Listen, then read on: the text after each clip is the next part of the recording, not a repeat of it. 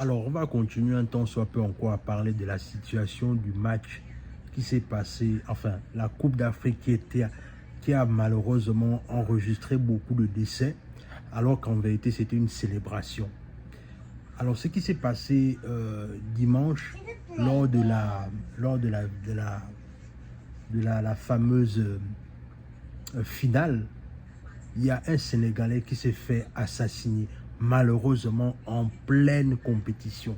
Regardons la vidéo qui suit et on se retrouve juste Il a derrière. été lâchement assassiné au Maroc après le match. Il s'appelait Cher Charles Diouf. Les gars, partagez la vidéo au maximum, c'est important. D'après les informations que j'ai reçues après la finale de la Coupe d'Afrique, sa femme n'avait plus de ses nouvelles. Elle a essayé de le contacter, mais sans réponse. Toute la nuit, elle l'a attendu, mais il n'est pas rentré. Le lendemain, c'est-à-dire aujourd'hui, elle s'inquiétait de plus en plus. Elle a commencé à faire des recherches et a demandé de l'aide. Lors des recherches, ils ont entendu qu'un Sénégalais a été agressé et tué. Après identification par les autorités sénégalaises, il se trouve que c'était son mari, Cher Charles Diouf. D'après les infos que j'ai reçues, il a été retrouvé déshabillé, poignardé à plusieurs reprises avec des blessures à la tête aussi. Toutes mes condoléances à sa famille, j'espère que justice sera rendue.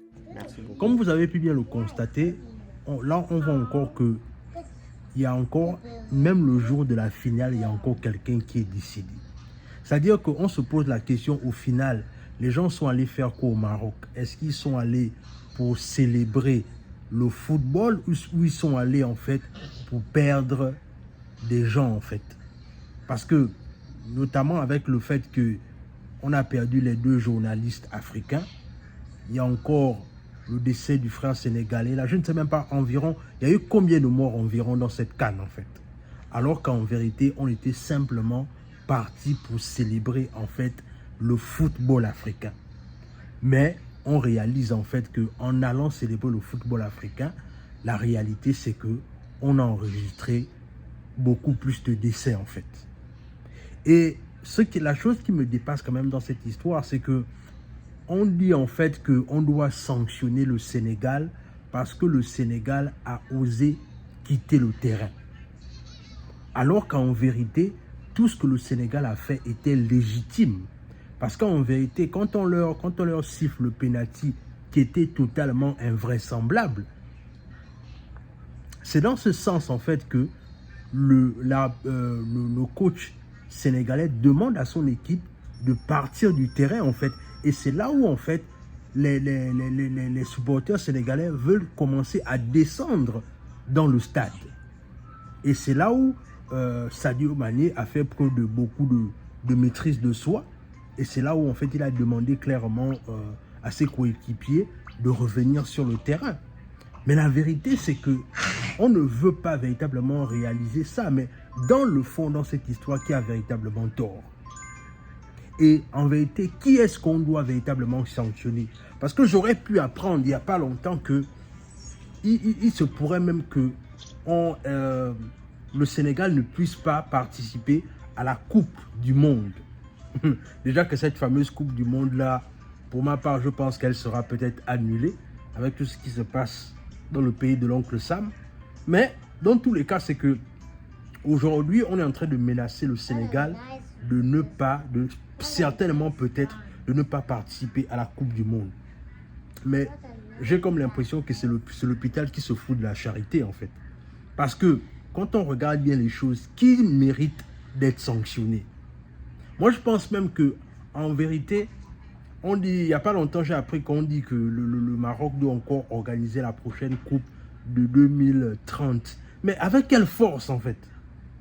C'est-à-dire que si nous les Africains, on était sérieux, normalement, on doit sanctionner le Maroc au moins pour 5 ans de ne plus participer à la Coupe d'Afrique des Nations avec le festival de triche qu'il y a eu. C'est-à-dire que, en vérité, cette Coupe d'Afrique a juste montré à quel point les Marocains sont méchants envers leurs propres frères africains. C'était le festival, si on n'a pas enregistré des crimes, il fallait enregistrer les agressions à la serviette. Est-ce que vous vous rendez compte de ça? On agresse maintenant les gens à la serviette.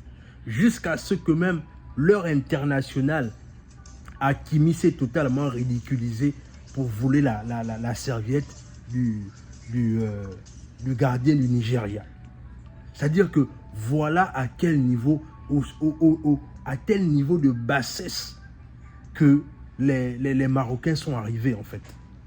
Tout simplement parce qu'ils voulaient gagner cette CAN at any cost. C'est-à-dire qu'à tous les prix, ils voulaient gagner cette coupe-là.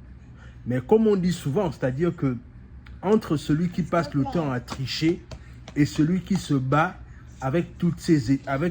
La vérité, c'est que Dieu se souvient toujours de celui qui fait des efforts. Et aujourd'hui, cette CAN n'a fait que révéler ça en fait. C'est-à-dire, au-delà du chaos dans lequel il y avait la triche, il y avait du favoritisme, il y avait tout ce qu'on peut imaginer, mais Dieu a justifié le peuple sénégalais. Et c'est la raison pour laquelle la victoire du Sénégal ne souffre d'aucune contestation. Parce que les gars se sont battus au maximum. Les gars ont mouillé le maillot au maximum. Voilà pourquoi aujourd'hui, ils sont annulés. Et là encore même, j'ai même encore regardé dans les trucs là où on disait que normalement Sadio Mané, lui, il veut déjà arrêter parce que le gars, il a déjà 32 ans, il veut déjà partir à la retraite, il veut profiter de sa famille et faire ses choses. Mais il y a de fortes chances que ce n'est pas évident avec ce qu'il a fait là, ce qu'il a encore fait là en fait.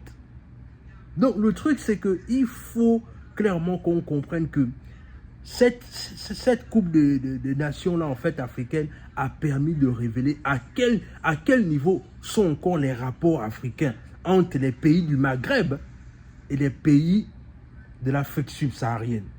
C'est une honte, du jamais vu mais du venir voir. Et c'est comme ça qu'on va dire qu'on peut être, nous sommes des Africains, on peut se mélanger. Mais on ne peut pas se mélanger. À cette année, on ne peut pas se mélanger. Combien de familles vont pleurer les membres de leurs membres de leur famille alors qu'ils étaient simplement partis assister à la célébration des matchs. C'est-à-dire qu'un truc aussi banal, c'est-à-dire que tu dis au revoir à ta famille parce que tu vas travailler, ou bien tu pars soutenir une équipe, et là-bas, c'est là-bas que tu pars trouver la mort. Ça n'a juste aucun sens. Aucun sens. Mais on a bien vu ça avec l'équipe du Maroc. Voilà à quel niveau est-ce qu'on est. Moi, je pense qu'à un moment donné, parce que seulement nous les Africains, nous ne sommes pas sérieux.